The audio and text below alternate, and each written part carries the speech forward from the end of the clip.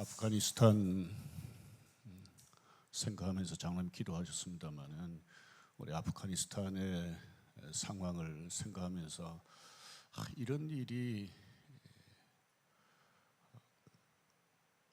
과연 우리 사람으로서 상상할 수 있는 일일까 싶은 것이 여러 가지가 있습니다. 그 중에 하나가 탈레반에 의해서 아프가니스탄 전체가 장악이 되고 카불까지 진격해 온다는 소식이 들렸을 때 아프가니스탄 대통령이 어떻게 했습니까? 도망가 버렸습니다. 근데 그냥 도망간 것도 아니고 돈을 가득 실은 차를 몰고 공항에 가서 탈출용 헬기에 그 돈을 실었는데 돈이 너무 많아가지고 그 헬기에 다 싣지 못하고 일부는 그냥 공항 활주로에 두고 갔다고 그러지 않습니까? 이게 대통령이라고 할 수 있겠습니까?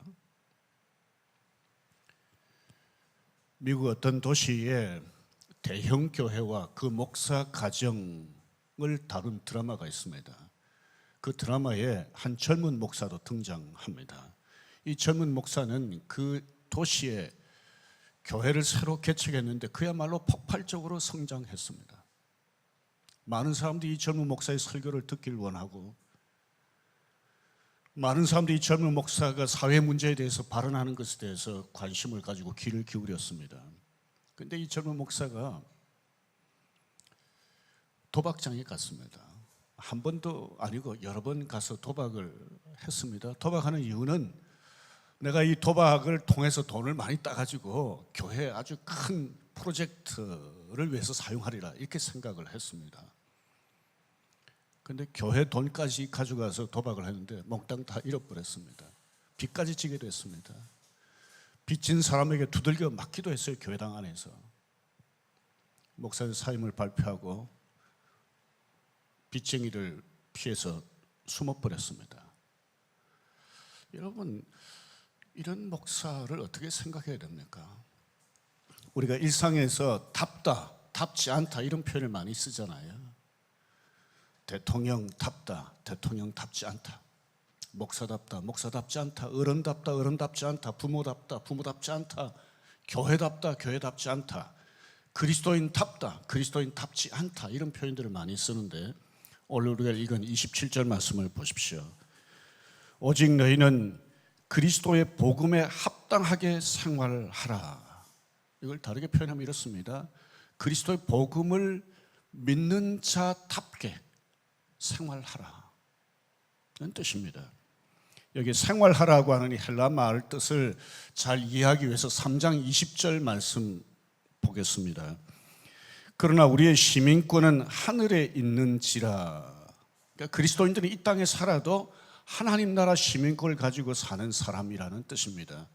생활하라는 말과 시민권이라고 하는 헬라 말의 어간이 같습니다. 그러니까 그리스도 복음에 합당하게 생활하라는 말은 하나님 나라 시민답게 그렇게 살아라는 뜻입니다.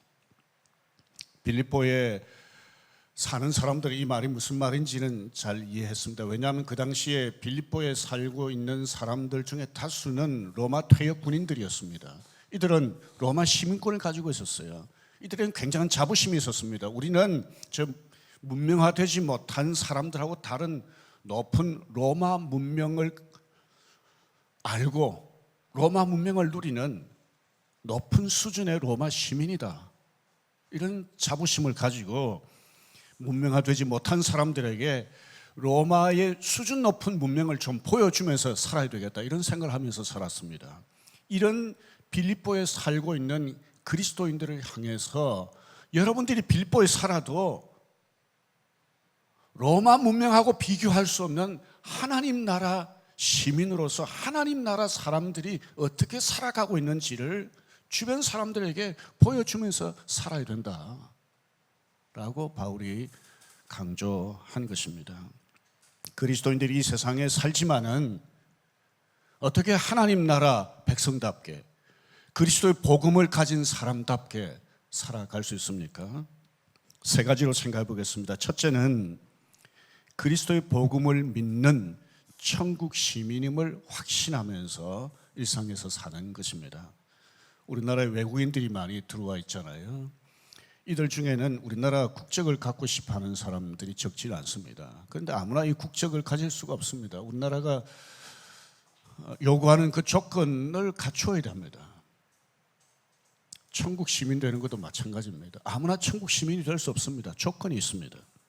27절 말씀 다시 보십시오. 오직 너희는 그리스도의 복음에 합당하게 생활하라. 하나님 나라 시민이 되기 위해서는 그리스도의 복음을 믿어야 합니다. 그런데 그리스도의 복음이 무엇입니까? 예수 그리스도께서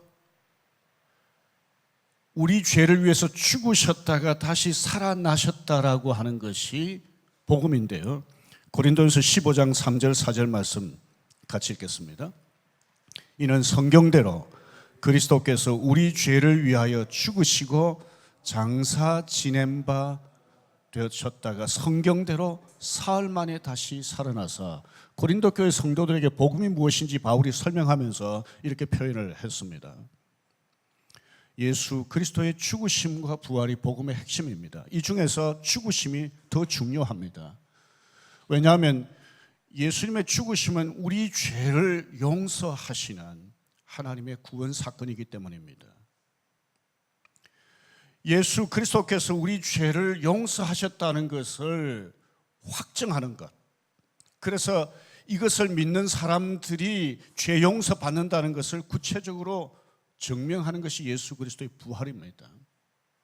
부활과 예수 그리스도의 십자가에 죽으심은 뗄래야 뗄 수가 없습니다. 그래서 사도들이 예수 그리스도의 죽으심과 부활을 복음이라고 선포했습니다. 누구든지 그리스도의 복음을 믿을 때 하나님의 자녀가 됩니다. 하나님 나라 백성이 됩니다. 대한민국 국적을 취득하면 우리나라 법을 따라 살아야 되잖아요. 마찬가지로 하나님 나라 시민이 되면 하나님의 법을 따라 살아야 됩니다. 로마서 12장 2절 우리가 잘 아는 말씀인데 같이 읽겠습니다. 너희는 이 세대를 본받지 말고 오직 마음을 새롭게 함으로 변화를 받아 하나님의 선하시고 기뻐하시고 온전하신 뜻이 무엇인지 분별하도록 하라. 로마에 살아도 로마 사람들처럼 살지 말고 하나님의 뜻을 따라 살아라. 하나님의 법을 따라서 살아라. 하나님 나라 시민이다. 복음을 가진 사람이다. 그러니까 복음을 가진 사람답게 살아야 된다. 어느 나라 어느 문화권에 살아도 그렇게 살아야 된다라고 하는 것이죠. 저와 여러분은 예수님이 나의 죄를 위해서 죽으셨다가 부활하셨다는 것을 믿습니까? 믿으면 저와 여러분들은 복음을 믿는 사람입니다. 그러면 전에는 하나님 나라 백성이 아니었는데 이제는 하나님 나라 백성입니다. 전에는 별 볼 일 없는 사람이었는데 이제는 존귀한 하나님의 자녀입니다. 우리가 살아가면서 이 신분을 잊지 말아야 됩니다. 우리가 하나님 나라의 백성이다, 시민이다 라고 하는 이 신분을 생각하면서 이 신분에 어울리는 삶을 일상에서 살아가야 합니다. 지난주는 우리 강현성 형제가 정확히 어떤 상을 받았는지 몰랐는데 오늘 주보에 나와 있는 것처럼 아주 큰 상을 받았습니다. 제가 주중에 강현성 형제한테 축하한다고 했더니 이렇게 저한테 얘기를 했습니다. 목사님, 공연계에서 크리스찬으로서 다른 사람에게 선한 영향을 미칠 수 있도록 기도해 주세요. 우리 그리스도인들은 이 세상에 살아가는데 그리스도인이 아닌 사람들이 훨씬 더 많은 세상 가운데서 살아갑니다. 직장에서도 그렇고요. 일상에서 보면 그리스도인이 아닌 사람들이 우리 주변에 훨씬 더 많습니다. 이런 사람들 가운데서 강현선 형제처럼 공연을 통해서든지 다른 우리 직업을 통해서든지 여러 가지 우리의 하는 일을 통해서 그리스도인의 품격을 보여주면서 선한 영향을 미칠 수가 있는 거죠. 우리의 말이나 행동, 우리의 결정이나 선택 이런 것들을 통해서 다른 사람들에게 선하게 영향을 미칠 수 있는 것이죠. 교회 가는 사람들이 우리하고 뭔가 다른가 이거 보고 있지 않겠습니까? 그래서 최근에 아주 흥미로운 기사를 하나 봤습니다. 오탄이라고 하는 굉장히 유명한 그 야구 선수가 있잖아요. 미국에서도 지금 굉장히 주목을 받고 있습니다. 그런데 이 선수가 미국에서 그야말로 최고의 선수로 인정을 받고 있는데 요즘도 하는 것이 쓰레기 줍는 거라고 그래요. 사람들이 주목하는 겁니다. 그러니까 우리 그리스도인들이 같은 식당에서 다른 사람들하고 더불어 밥 먹을 때도 밥 먹고 나서 어떻게 하는지, 같이 놀고 나서 놀고 난 뒤에 어떻게 하는지 다른 사람들이 다 보고 있는 겁니다. 크고 작은 일에 우리의 그야말로 일상에서 그리스도인다운, 하나님 나라 시민다운, 그리스도의 복음을 가진 사람다운 그런 모습을 우리 주변 사람들에게 보여주어야 합니다. 두 번째, 그리스도인들이 어떻게 그리스도의 복음을 믿는 자답게 살아갈 수 있습니까? 복음을 믿는 천국 시민답게 외부의 공격에 맞서는 것입니다. 27절 다시 한번 보십시오. 여기 보면 이렇게 되어 있습니다. 너희가 한 마음으로 서서 한 뜻으로 복음의 신앙을 위하여 협력하는 것과, 이렇게 됐습니다. 여기 협력하다라고 말하는 이 헬라 말은 함께 싸운다, 한 팀으로 경기한다 이런 뜻입니다. 그래서 미국 축구, 미식 축구 같은 경우 보면 저는 처음에 그게 잘 이해가 안 됐습니다. 그런데 보면 같이 스크럼을 짜고 공격에 맞습니다. 또 뭐 이런 꼭 미식 축구가 아니라도 축구 같은 경우도 11명이 한 팀이 돼서 이렇게 경기하잖아요. 그 다음에 여기 서서라고 하는 표현이 나옵니다. 이 헬라 말은 군인들이 어깨와 어깨를 나란히 하고 방패를 들고 이렇게 굳건하게 서서 적의 공격을 맞는 이런 모습을 연상케 하는 표현입니다. 실제로 뭐 고대 로마 전쟁이든지 하여튼 고대 전쟁들 보면 그런 게 나오잖아요. 나란히 서서 이렇게 방패를 들고 틈을 보여주지 않는 것. 그래서 여기 한 마음으로 서서 한 뜻으로 복음의 신앙을 위하여 협력하라는 것은 성도들이 경기하는 선수들처럼, 전쟁에 나가는 군인들처럼 한 마음으로 적이 공격할 때 믿음으로 맞서야 된다라고 하는 점을 여기 강조합니다. 특별히 28절 보면 두려워하지 말고 맞서야 된다라고 표현했습니다.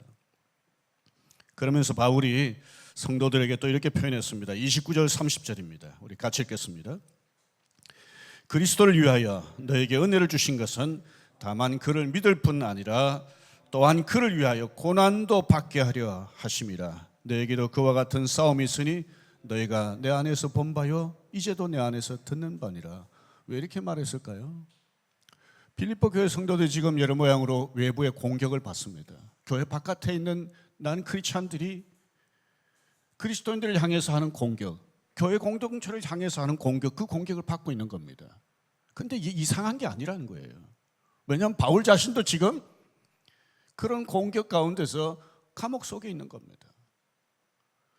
고난받는 것, 복음 때문에 고난당하는 것, 핍박당하는 것, 이상하게 여기지 말라는 겁니다. 우리 거슬러 올라가면 예수님도 사실 사람들에게 미움받았잖아요. 제자들도 미움받았습니다. 그리스도에게 속했기 때문이라 예수님께서 말씀하셨습니다. 하나님 나라에 속해 있으면 미움을 받을 수밖에 없습니다. 우리 기독교 역사를 보면 선교의 역사이기도 하지만 또 다른 한편으로는 복음 때문에 핍박받는 핍박의 역사이기도 합니다. 이런 핍박이 있을 때 어떤 그리스도인들은 숨습니다. 그러나 어떤 그리스도인들은 함께 맞습니다. 아까도 말씀드렸지만 아프가니스탄이 탈레반에 의해서 지금 함락이 됐는데 이 일 일어나고 난 뒤에 2007년에 샘물교회가 아프가니스탄에 선교하러 가서 피납됐던 사건이 다시 지금 얘기되고 있습니다. 그때 23명이 갔었는데요. 2명이 순교를 당했습니다. 한 40여일 동안에 21명의 청년들이 그야말로 죽음의 공포에 떨었습니다.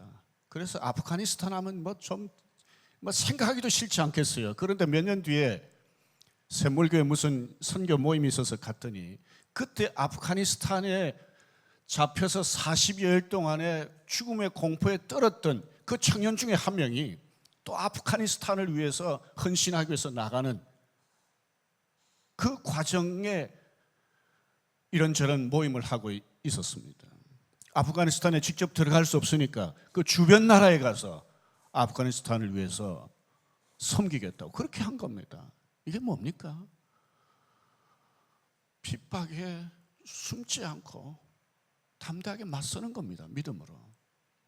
이번에 함락되고 난 뒤에 아프가니스탄 안에 있는 기독교인들도 있고 또 선교하던 분들이 또 나온 분들도 있고 세계 곳곳에서 아프가니스탄을 위해서 후원하는 분들이 있는데 줌으로 지금 기도회를 하고 있습니다. 그 아프가니스탄을 불쌍히 여겨달라고. 그래서 그 줌 기도회에 아프가니스탄 안에 있는 크리스찬들도 참여하고 있습니다. 이런 핍박 가운데서 두려워하지 않고 믿음으로 함께 맞서는 겁니다.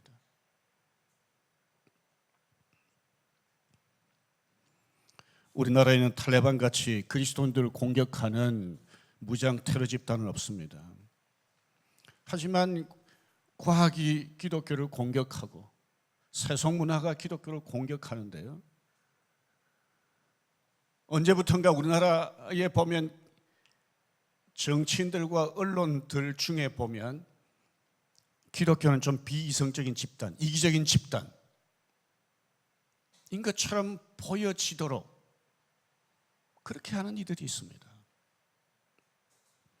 개인적으로는 학교와 일터에서 그리스도인이라고 하는 이유 때문에 불이익을 당하거나 따돌림을 당하는 경우도 있고요. 디모데후서 3장 12절 말씀 같이 읽겠습니다. 무릇 그리스도 예수 안에서 경건하게 살고자 하는 자는 박해를 받으리라. 바꿔 말하면 하나님 나라 시민답게 살고자 하는 사람, 그리스도의 복음을 가진 자답게 살고자 하는 사람, 이 세상 사람들과 다르게 살고자 하는 사람들은 핍박을 받을 수 있다는 겁니다. 이거 각오해야 된다는 겁니다. 그리고 이런 핍박을 받을 때 움츠러들지 말고 믿음으로 맞서야 되는데, 때로는 개인적으로 맞서야 되지만 때로는 교회가 연합해서 맞서고 때로는 한국교회가 연합해서 맞서고, 그렇게 해서 하나님의 교회를 공격하는, 하나님의 나라를 공격하는 세력에 대해서 대항하는 것이 복음을 가진 자답게 사는 것이라 할 수 있습니다. 마지막 세 번째, 그리스도인이 이 땅에서 어떻게 살아야 복음을 가진 자답게, 하늘나라 시민답게 사는 것입니까? 2장 1절부터 4절 사이에 나오는데요, 교회 안에서 하나 되는 겁니다. 하나 되는 교회를 만들어 나가는 것입니다.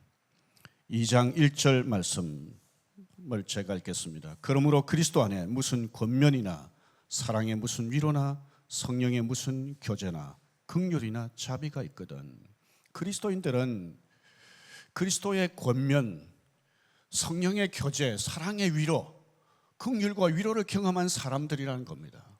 그러면서 바울은 이런 것을 경험한 사람이기 때문에 빌립보 교회 성도들이 하나 되어야 된다 하는 점을 권면했습니다. 왜 하나 되라고 했을까? 빌립보 교회는 초기 여러 교회들과 비교하면 상대적으로 좋은 교회였습니다. 그럼에도 불구하고 교회 성도들끼리 하나가 되질 못했습니다. 이런 빌립보서 읽어보면 아시겠지만 장마다 교회 안에 성도들 사이가 좀 문제가 있다라고 하는 것이 이런저런 식으로 표현이 되고 있습니다. 바울을 위해서 열심히 기도하고 바울을 위해서 선교 헌금도 보내고 교회 유명한 사역자 사람도 보내고 그렇게까지 했지만 성도들끼리는 하나 되질 못했습니다. 이런 점을 생각하면서 바울은 그리스도의 복음을 가진 사람 아니냐, 함께 하나님을 아버지라고 부르는 사람 아니냐, 함께 성령 안에서 사는 사람이 아니냐, 그러니 하나 되라 강조한 겁니다. 이렇게 하면서 네 가지를 힘써야 된다라고 표현한 것이 2절입니다. 2절 보십시오. 여기 보면 마음을 같이 하여 같은 사랑을 가지고 뜻을 합하여 한 마음을 품어, 비슷한 표현이잖아요. 그러니까 실제로 이거 구별하기가 어렵습니다. 우리 일상에서도 보면 뭘 강조하기 위해서 비슷한 표현을 반복해서 하는 경우가 있잖아요. 바울도 사실 그런 식으로 지금 표현한 것이라고 볼 수 있습니다. 그래서 바울은 첫째도 여러분들이 하나 되시오, 둘째도 하나 되시오, 셋째도 하나 되시오. 여러분들 하나 돼야 됩니다. 하나 돼야 됩니다. 그 점을 지금 굉장히 강조한 겁니다. 그러면서 교회가 하나 되기 위해서 하지 말아야 될 것 또 표현하고 있는데 3절 4절입니다. 우리 같이 읽겠습니다. 아무 일에든지 다툼이나 허영으로 하지 말고 오직 겸손한 마음으로 각각 자기보다 남을 낮게 여기고 각각 자기 일을 돌볼 뿐더러 또한 각각 다른 사람들의 일을 돌보아 나의 기쁨을 충만하게 하라. 이 3절 4절은 한마디로 말하면 이렇습니다. 교만하지 말고 겸손해야 됩니다. 교만이 교회 공동체 하나됨을 깨는 독소라고 지금 여기 지적을 하고 있습니다. 여러분 여기 보면 다툼 허영이라고 하는 표현이 나오는데요, 교만한 사람의 특징 중에 하나는 자기는 다른 사람들보다 좀 더 낫다고 생각합니다. 이게 허영입니다. 자기가 다른 사람보다 더 낫다고 생각하니까 자기 주장하게 됩니다.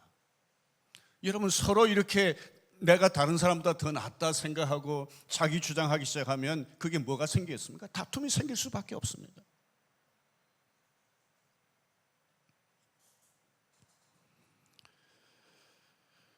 이런 교만을 버리고 겸손할 때 교회가 하나 된다라고 말씀했는데, 겸손한 사람의 특징이 뭡니까?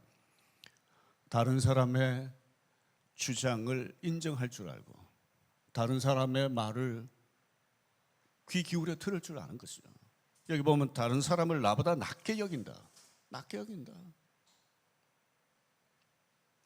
교회 안에서 이렇게 되면 서로 한 마음이 될 수 있는 것 아니겠습니까? 그리고 4절에 보면 이런 마음으로 다른 사람을 섬기는 것, 이것이 교회 하나 되게 할 수 있다고 표현했습니다. 그래서 기독교 역사를 보면요, 외부의 공격 때문에 교회가 약화되는 경우보다는 교회 안에 성도들끼리 하나 되지 못하고 교회 안의 부패 때문에 교회가 약화된 경우 훨씬 많았다, 그렇게 말하고 있습니다.